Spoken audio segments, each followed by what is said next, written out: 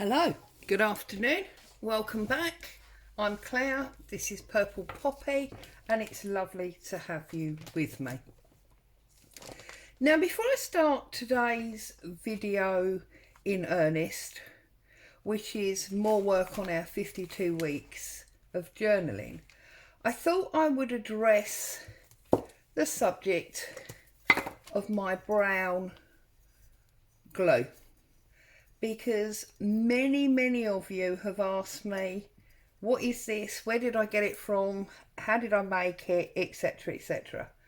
So the simple answer is this: it is 3 parts of clear PVA. Now, if you're in the UK, this clear PVA glue comes from the works. It's £4 for a litre, so it's really cheap stuff, okay, and I have no problem with it at all.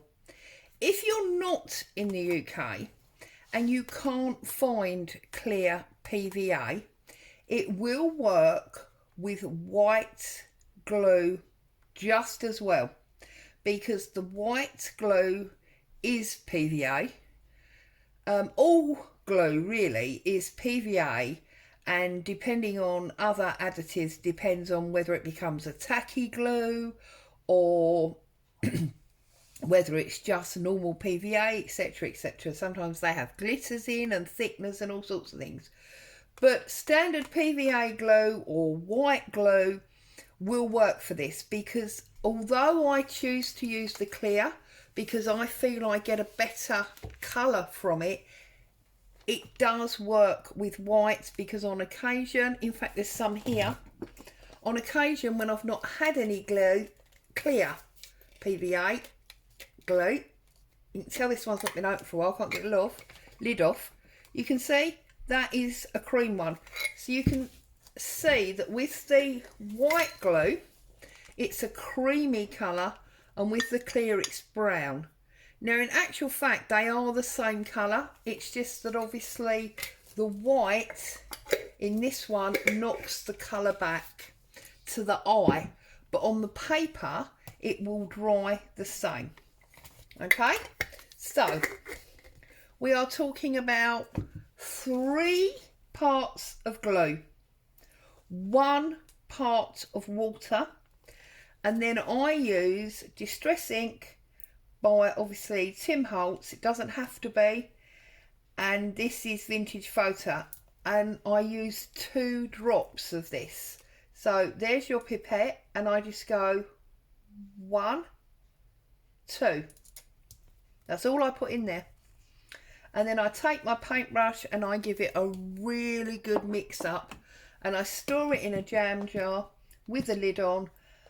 I mean, obviously I use quite a lot of it, so it doesn't last a humongous amount of time, but it lasts perfectly well in a jar with a lid on for at least 2 months, probably a lot longer, but that's usually by the time it's empty.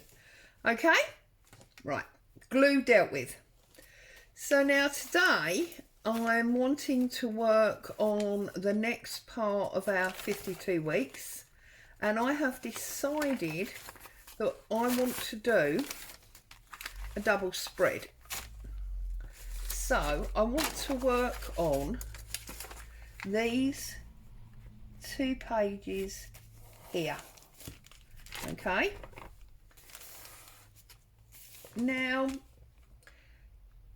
normally being 52 weeks, this would end up having a bit of a diary type feel about it, because obviously you'd be doing a bit each of the weeks in the year, different things would have happened, and you would automatically be inclined to be in a mood to use, you know, something relating to your week. Now, obviously with the times that we're living in, there's not really a whole lot of stuff going on at the moment, so it's more of an art journaling at the moment than it is of diary journaling. Having said that, this week I'm just making sure this is completely lined up on the fold before I start work. That's all I'm doing, and I'm using paper clips to hold it in place. So yeah, you know, there's not a lot going on, so you don't really have much, you know, to, as it were, report back. However, that said, this week was my youngest granddaughter's birthday. So I figured that whilst it obviously, well, not obviously, whilst I don't particularly want to have it birthday themed per se, I am going to build a double page spread of collage with all the things that have been involved this week. So I'm going to start with the music paper in the middle, because obviously there was singing, so I'm going to use that. This is a beautiful vintage magazine that I have. I believe this is something like 1908. There's no date on this actual bit, but there's a little girl there with a bit of a dress pattern. So I'm thinking I'm going to tear the title off here, because we could use that for something nice and large, and I'm going to set that aside to be used later on. But then I am going to tear this whole sort of child's sewing item, article, whatever, out, and I'm going to use this. Now, hand on heart, I don't speak French, so I don't any more than the basics that I learned at secondary school. So I don't really know what this says, but you know, I know that enfant is obviously infant, robe is obviously dress. It is a sewing newspaper stroke magazine, so I'm guessing it's relation to the pattern to make this dress. So I'm pretty happy that I know enough about what it says that, you know, I'm not going to have an issue using that. So I'm also going to want to use that, but I think I am going to take off this wide plain edge. I'm not going to discard it. This is beautiful, very old coloured, naturally coloured paper, so I should be using that for something else. And then I have got a page from my old cookery book. Now, those of you that have been with me a little while will know that this was actually a present to me personally many moons ago, and I have chosen, for a number of reasons which I won't go into now, not to keep it in the form that I received it. So there you go. So we've got sort of to bake cakes there, because obviously with her birthday there was a cake, so we can have that in there as well. And obviously there were presents, and with the presents there was wrapping paper.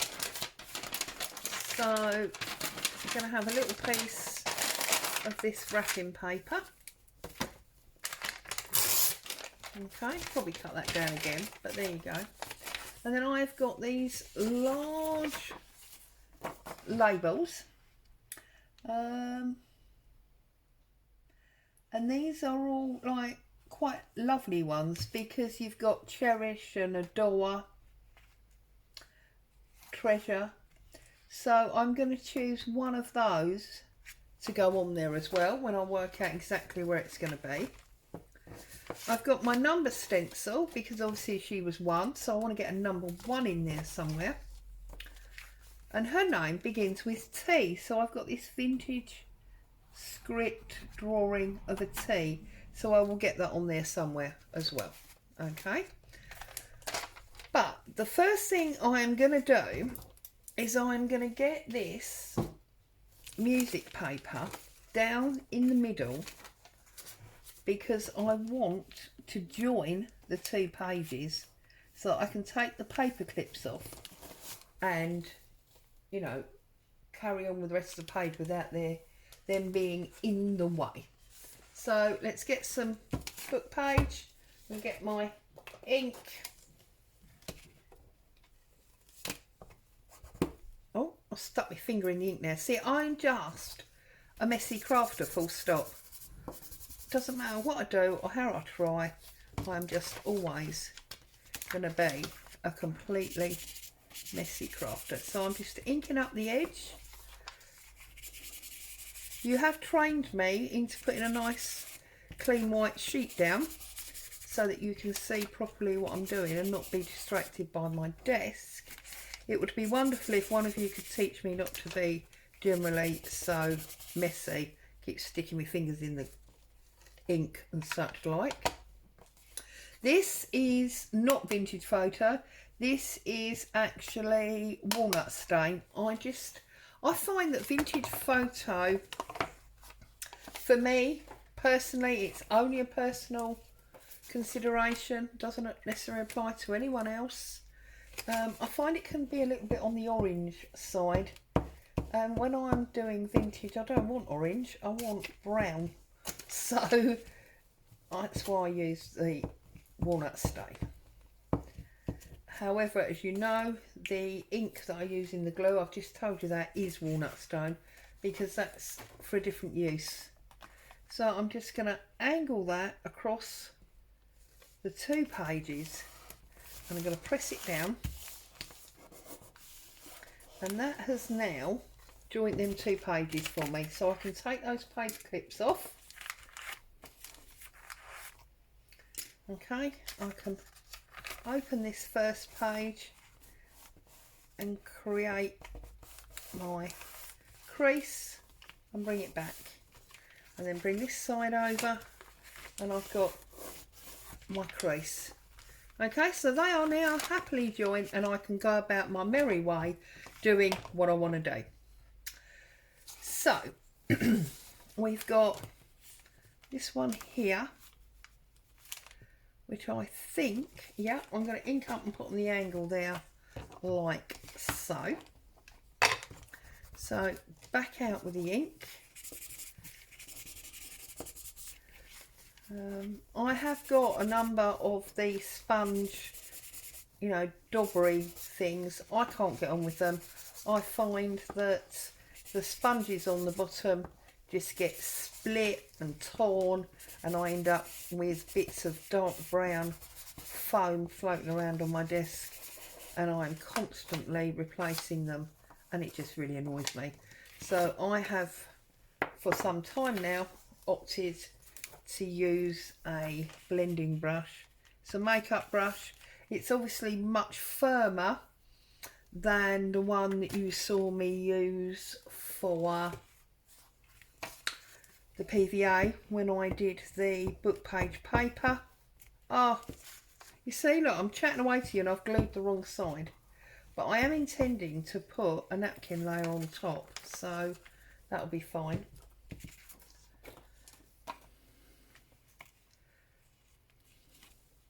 So I'm gonna, that's really quite difficult now because of course there's glue on the top. You see, disaster zone is what I am really. Okay, now I want to get this little girl in, and I think that's going to technically be too big, because one of the things I don't want to cover up too much of is the treble clef. Again, you've heard me talk in the past about how much I love a treble clef. I'm just wondering if, yeah, I'm actually going to divide this. So I'm going to take that top off. We can use that, but just not together. So I'm going to pull that off.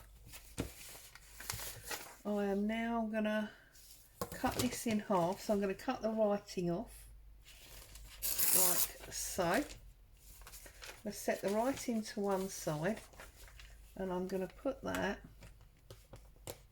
there like so. And you will notice that I am putting everything on the angle. It's just a personal thing. You don't need to do this if you know, if you have an affiliation for things to being square and straight. That's absolutely no problem.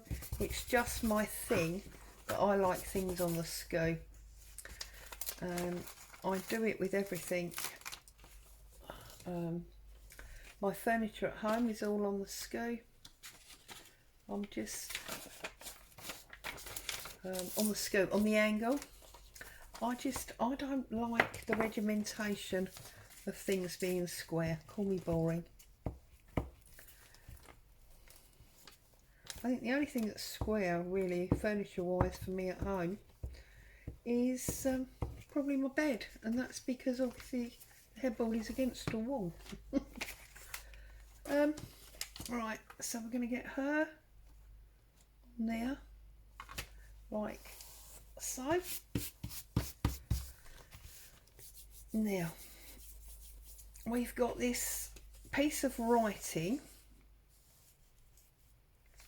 and we have got the title and the letter and the wrapping paper.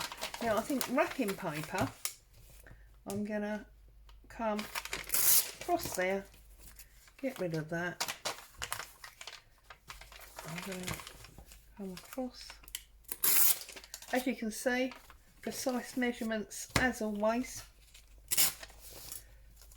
And I just want that sort of in there. But if we come over a little bit more, we can cover the join again. I'm going to put that up the top, I think. Let's get a deco wedge there. Okay. I'm not actually going to ink the edges of this.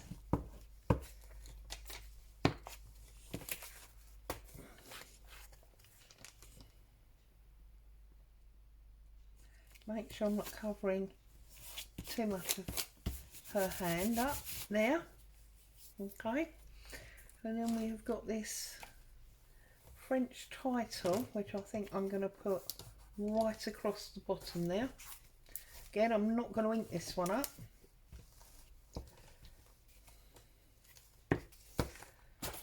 Okay.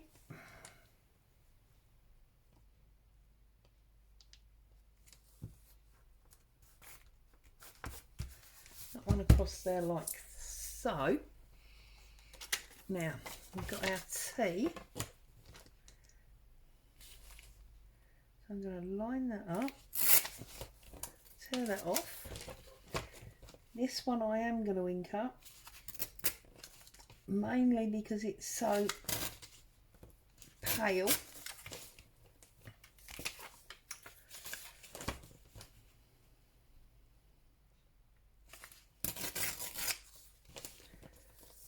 So I trust everybody is keeping safe and well, finding plenty of crafting time amongst the chaos of what's going on in the world.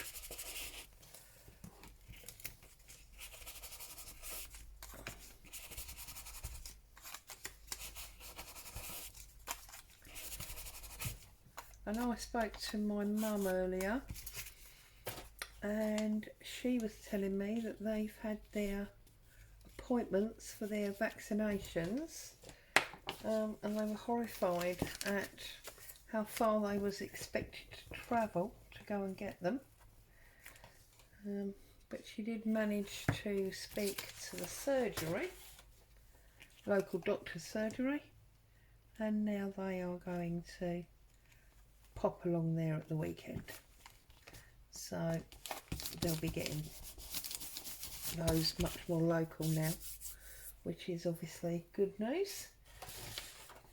I try not to bring too much news, politics or religion to my channel, mainly because I'm, well, as I've said to you a few times, I'm not in the habit of upsetting people.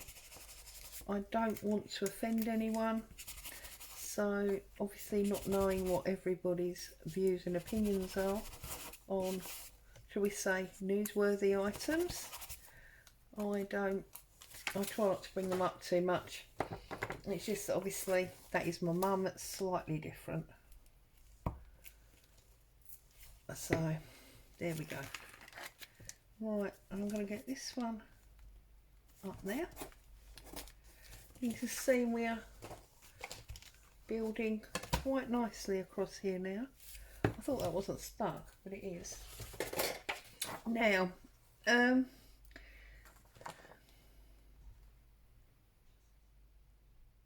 going to go for cherish. To hold someone or something dear, to protect and care for lovingly. Now, contrary to norm, I'm going to actually cut this because I want the black edge.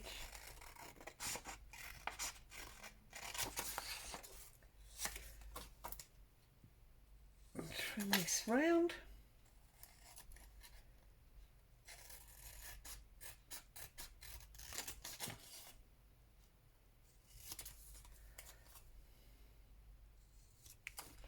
Get rid of those.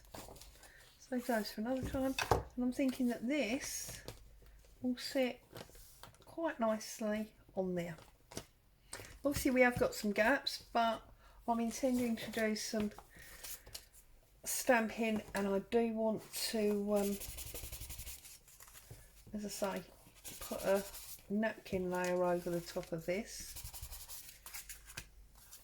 I'm sure you've all realised by now that when you pull a napkin apart, you can use the middle layer, because most napkins are 3-ply. Use the middle layer, i.e. the layer closest to the patterned one that you're pulling off.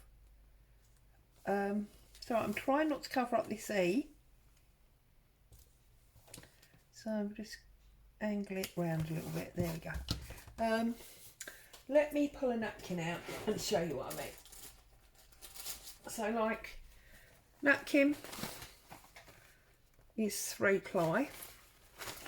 So when you pull it apart at the corner, I always do it like this anyway, I know people do it with sellotape and all sorts of things. Your back layer, the first one to come off, will be the cleanest, i.e. the whitest. Now that one I keep for mopping up and things, okay? But the second layer, or the middle layer, the one closest to this top layer that you want to keep, I'm expecting I can't get this apart now, just to be frustrating.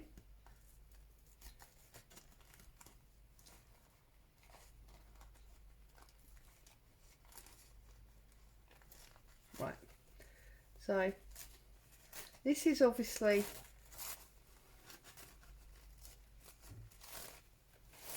just make sure we've got this, because I don't want to obviously rip it all down the middle. Right, so this top layer obviously is the printed one that you want to keep, but this middle layer, 9 times out of 10, for those of you that haven't yet realised it, has probably 1/3 of the ink from the top layer. Look, so you can actually get a very faint pattern from your second layer on your work, all right? And that's what I'm intending to do it in a minute. So that's got a slight raised area where I missed a bit of glue. I'm just going to press that down. Okay, right, now I have got in my stamping box here some bunting, so I thought I might try and put some bunting across, because although with everything going on there was no party, if there had been a party there'd have been bunting. So there you go. And I think I'm going to go for black, especially if I'm going to put the napkin layer on top. I'm going to want to see it through. Now obviously I stuck this on the diagonal because of the size of the block. I'm just going to go down like that and put it up. It's got a lovely little bow on the end. I think I might have another one. Oh, down the bottom here.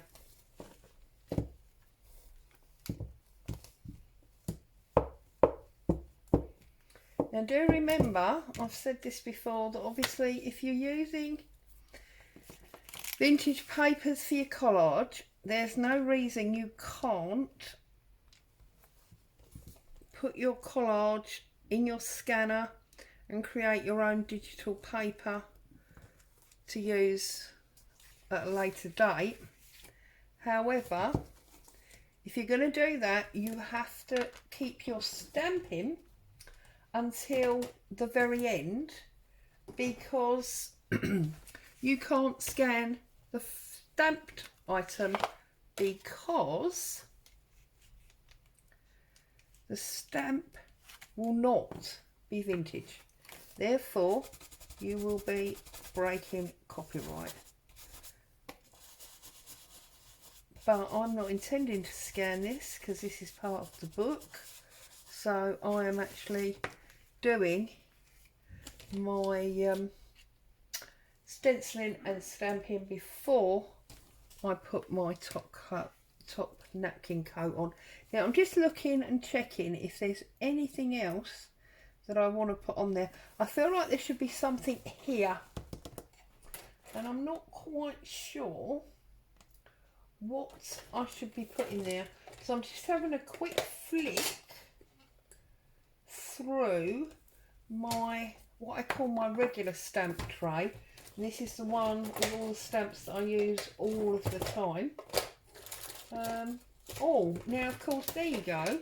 There would have been birthday cards, and with birthday cards come stamps, because, you know, especially at the moment, they've probably been posted. So I am going to use a stamp. So this particular one is a UK stamp, although the set includes stamps from all over the world. There's Russia and Portugal and the UK and USA, so it's just a stamp set of stamps really. And we're going to put that one there like that, and then I think we'll put our postage items across it. So I'll get my trusty little bag out and find my postage items. So there's my, now this one is definitely not going to stick, so I haven't cleaned it yet, so I'll put a little bit of glue on there. That comment, for those of you that didn't see it, is relevant to me moaning about my stamps not sticking anymore. And one of my lovely new subbies telling me the tip of, if you, she wasn't rude about it, but if you occasionally bother to wash your stamps, she didn't say it like that obviously, then they will stick. And those of you that watched me stamping last week will know that this used to be almost black, and it's now nice and clean. Well, it's not now because it's got glue on it, but anyway. So I did make an attempt, I did discover it, and yes, it definitely worked. And then I'm just going to put this usual floral one. I like this. Again, I use this one quite a lot. And I'm going to put that across the end of the girl from the magazine. There you go, I've got some stamping, I've got my #1 stenciled, because she was a year. I've got my tea for her name. We've got cake, we've got parcel. Yeah, all good. Happy, happy, happy. So what I'm going to do now is I'm going to take my middle layer napkin. I'm going to cover that glue up before I stick everything to it, like so. Right, I'm going to take my middle layer napkin, I'm going to lay it roughly over the top, like so, and then I'm going to get my water pen. Obviously you don't have to do this, you can tear it or do it with your scissors according to what suits.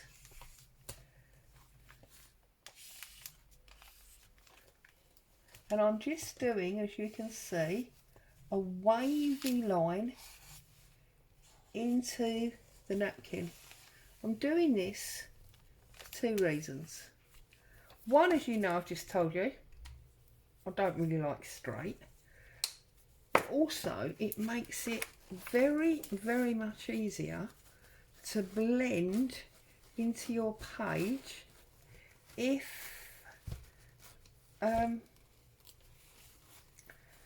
you've got a non-obvious line and a square. Well, obviously you've made that side wet enough. A square, no, see, I haven't made that wet enough at all, have I? That is rubbish, Claire. Absolute rubbish. So the top and that side were okay. It's this bit, for some reason, has gone a bit. Right. That's better.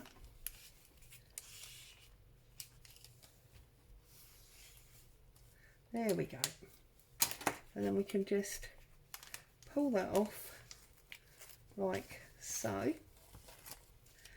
And then we can pull out this much talked about glue. And we can sweep that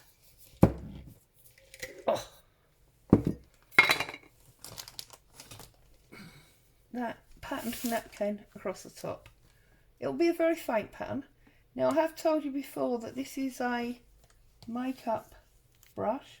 It's not one of the blending brushes like the bristly hard one we just talked about that I used for my distress ink to do the edges.